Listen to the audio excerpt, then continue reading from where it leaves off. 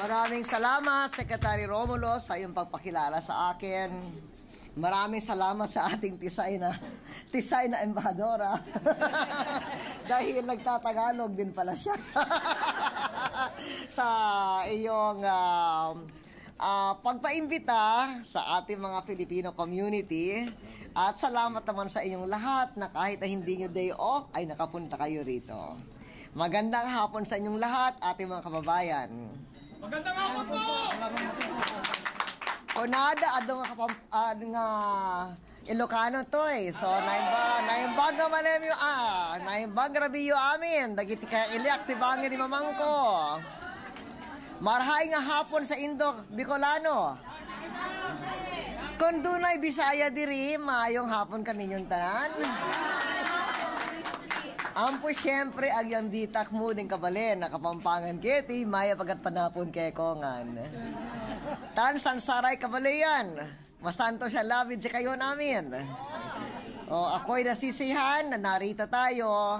And together with me, we have not only Secretary Romulo, we have our Secretary of Trade and Industry, Secretary Jesly Lapus. Taga Concepcion. I think we met, I met somebody here from Concepcion, Tarlac. If you remember, Secretary Lapus used to be your congressman in Concepcion, Tarlac. And then we have, when I see them, I will introduce them. But right now, they're mingling around. But gusto ko lang sabihin sa inyo lahat, salamat na nagkaroon tayo nitong pagkakataon na madalaw kayo muli. Naalala ko, 2007, magkasama tayo. So, ngayon, pagkakataon muli upang magpasalamat sa inyong lahat. First of all, thank you for your hard work and dedication to our country.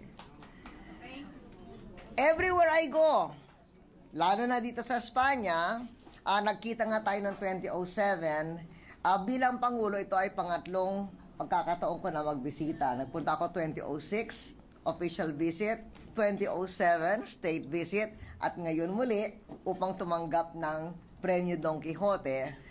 Salamat na kayo ay narito. At dito sa lahat ng aking pagbisita, tuwing nakakausap ko yung mga Kastila, private citizens and government leaders, compliment our Filipino workers for being diligent, trustworthy, efficient, unparalleled skills. Congratulations sa inyong lahat. We applaud you for the good track record that you have created for our country. Dahil ang ganda-ganda na inyong track record, we're in a strong position to continue capturing job opportunities. Lalo na kung sana bumalik ng Europa, galing sa kanilang problema sa global economic crisis. But, as I said even in the past, while we honor our OFWs for your sacrifice for our nation and your families, my vision has been to help launch an economic revolution towards being first world in 20 years, to break this offshore cycle by creating more jobs in the Philippines so that working abroad will become only a career choice, not the only option for our hardworking men and women. Yan ang aking hinahangad na araw. Kanina, sa aking pagpunta rito, meron akong isang nakilala dito, sabi niya, kumusta na ang Pilipinas ngayon? Eh sabi ko, yun ang ikikwento ko mamaya.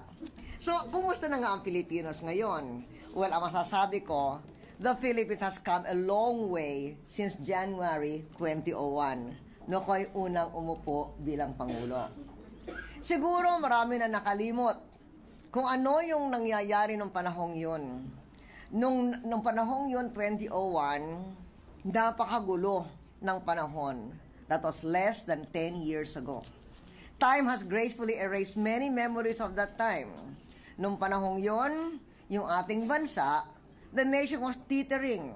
Kaguluhan sa politika, lubhang kaguluhan sa politika, at pagkabangkrote ng kaban ng bansa. Yung ating ekonomiya, nakaestangka sa pag-uurong. Walang mga pamumuhunang nangyayari.